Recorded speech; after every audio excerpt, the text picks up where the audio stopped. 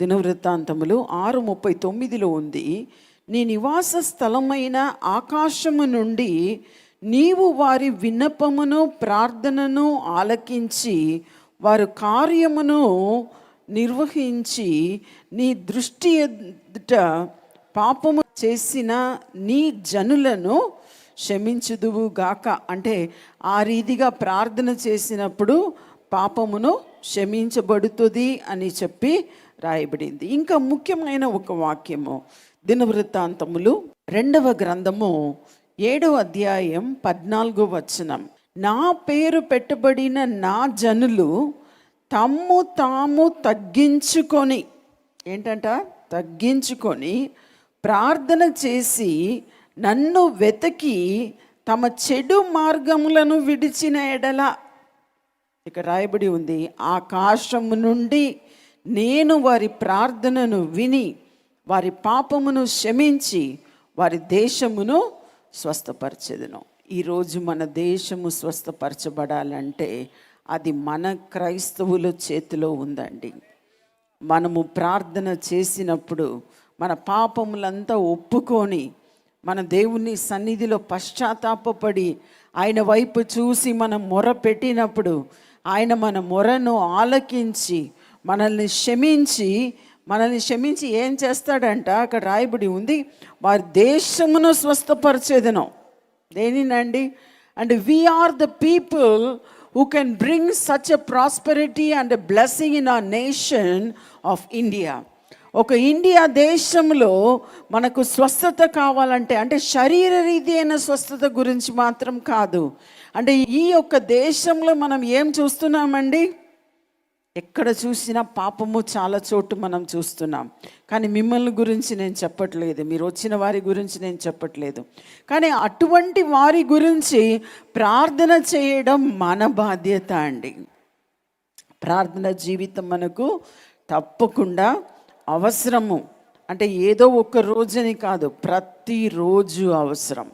నా జీవితంలో ఎలా అలవాటు ఉంటుందంటే, ఉదయం లేస్తానండి, ఒక కప్పు హాట్గా ఏదో ఒకటి తీసుకుంటాను, వేడిగా తీసుకొని అలా కూర్చొని ప్రార్థన చేయడం ప్రారంభిస్తాను, వర్షిప్ చేయడం ప్రారంభిస్తాను, ఆరాధన చేయడం ప్రారంభిస్తాను. అలా ప్రార్థన చేసి చేసి చేసి వర్షిప్ చేస్తే ఇంకా బ్రేక్ఫాస్ట్ చేయడానికి టైం ఏమైపోతుందో తెలుసా? 1 గంట అయిపోతుందండి. 1 గంట వరకు దేవుని సన్నిధిలో కనిపెడుతూ, కొన్నిసార్లు ప్రార్థన చేస్తూ, ఆరాధన చేస్తూ, దేవుణ్ణి స్తుతిస్తూ అలా నేను కనిపెడుతూ, నేను కింద రూమ్లో నేను వర్షిప్ చేస్తూ ఉంటే పై రూమ్లో శామ్ వర్షిప్ చేస్తూ ఉంటాడు. పై రూమ్లో శాము వర్షిప్ చేస్తూ ఉంటాడు. ఆ రీతిగా మా ఇంట్లో పైన కింద అంతా కూడా ఏముంటుంది? వర్షిప్ ఉంటుంది, ఆరాధన ఉంటుంది. అలా ఆరాధిస్తున్న ఇంట్లో ఏ దయ్యము రావడానికి అవకాశమే లేదండి. హల్లెలూయా. మీరు కూడా నేర్చుకోండి. ప్రతిరోజు కూడా మీరు ఒక నిబంధన చేయండి దేవునితో. ప్రభువా, నేను ఉదయం లేవంగానే కనీసం కొంచెంసేపు ఈ రీతిగా నేను ఆరాధిస్తానని చెప్పి మీరు ట్రై చేయండి. నేను చాలా పాటలు పాడి వర్షిప్ చేస్తానండి. తమిళ్, తెలుగు, హిందీ, ఇంకా నాకు చాలా భాషలు వచ్చండి. మలయాళం, కన్నడ, అంటే మలయాళం కన్నడ ఇవన్నీ ఏం పాడను. మలయాళం మా అమ్మ భాష. మేము తమిళియన్, నేను తమిళ్, మా హస్బెండ్ తమిళ్. ఆ రీతిగా నేను బెంగళూరులో పుట్టి పెరిగాను. ఇలా సౌత్ ఇండియా మొత్తం తిరిగాను కాబట్టి నాకు 7 భాషలు వచ్చు. సో ఆ రీతిగా, అంటే అందరూ మాట్లాడలేను, కొన్ని మర్చిపోయాను కొంత, కానీ ఇవన్నీ వచ్చు. మలయాళం కూడా వచ్చు. మా మదర్ మలయాళం కాబట్టి, నా తండ్రి తమిళియన్ కాబట్టి, బెంగళూరులో పుట్టి పెరిగాను కాబట్టి ఇన్ని భాషలు వచ్చింది. దేవునికి మహిమ కలుగును గాక. ఇంకా మనం చూస్తున్నాము, మీరు నన్ను వెతికిన ఎడల, పూర్ణ మనసుతో నన్ను గూర్చి విచారణ చేసిన ఎడల మీరు నన్ను కనుగొందురు అని రాయబడి ఉంది. ఇంకా విలాప వాక్యము 3వ అధ్యాయము 40-41 వచనము. మన మార్గములను పరిశోధించి తెలుసుకొని మనము యెహోవా తట్టు తిరుగుదము. మనం ఏం చేయాలంట, మన మార్గములను పరిశోధించాలంట. మీ మార్గం కరెక్ట్గా ఉందా అండి? ఉంది కాబట్టే వచ్చారని నమ్ముతున్నాను. సో ఆ రీతిగా ఇక్కడ రాయబడి ఉంది, మీ మార్గమును పరిశోధించి తెలుసుకొని మనము యెహోవా తట్టు తిరుగుదము. ఒకవేళ మన దేవునికి దూరముగా ఉంటే మనం దేవుని తట్టు ఏం చేయాలి? తిరగాలి అని చెప్పి రాయబడి ఉంది. ఇంకా ఆకాశమందున్న దేవుని తట్టు మన హృదయమును మన చేతులను ఎత్తికొందుము. అంటే చేతులను ఎత్తికొందుము అంటే దానికి అర్థం ఏం తెలుసా? సరెండర్. ఏంటండి సరెండర్ చేయాలంటే ఏం చేయాలి? ఇప్పుడు పోలీస్ వచ్చి ఒకటి అరెస్ట్ చేయడానికి వస్తున్నారంటే ఎలా చేయాలి తెలుసా? 2 చేతులు పైకెత్తేయాలి, 2 చేతులు పైకెత్తాలి తప్పు చేసినప్పుడు. కానీ ఇక్కడ దేవుని సన్నిధిలో ఇక్కడ రాయబడి ఉంది, ఆకాశమందున్న దేవుని తట్టు మన హృదయమును, దేన్నంట?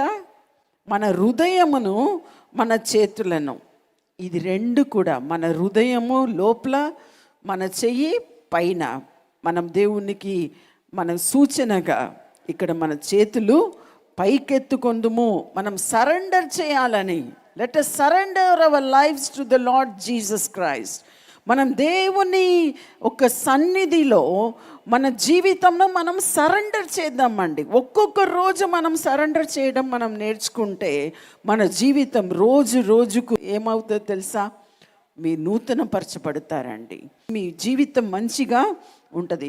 నేను చాలా అంటే ఒక 2 years పైన ఉంటుంది అనుకుంటా, సడన్గా నాకు తెలియదు దేవుడు ఎలా నడిపించాడంటే, ఒకరోజు ట్రెడ్మిల్లో పోయి నడువమన్నాడు. పైన ఉంటుంది మా ఇంట్లో ట్రెడ్మిల్, అంటే ఇలా నడిచేది.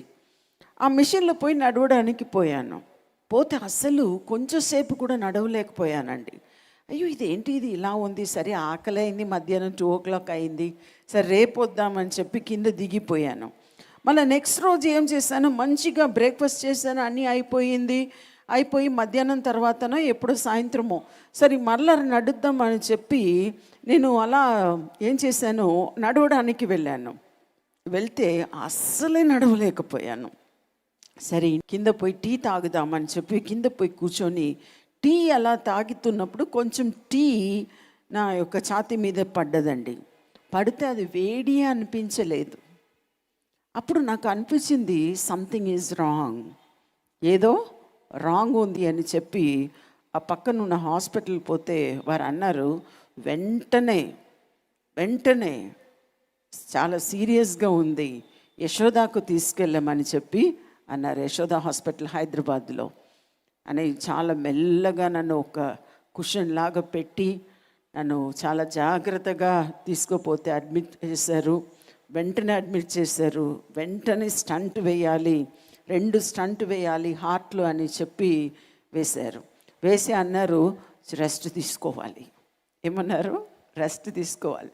నేనేం చేశాను తెలుసా, అక్కడ డిశ్చార్జ్ అయ్యి వచ్చాను. 4వ రోజు ఏమో డిశ్చార్జ్ అయ్యి వచ్చాను.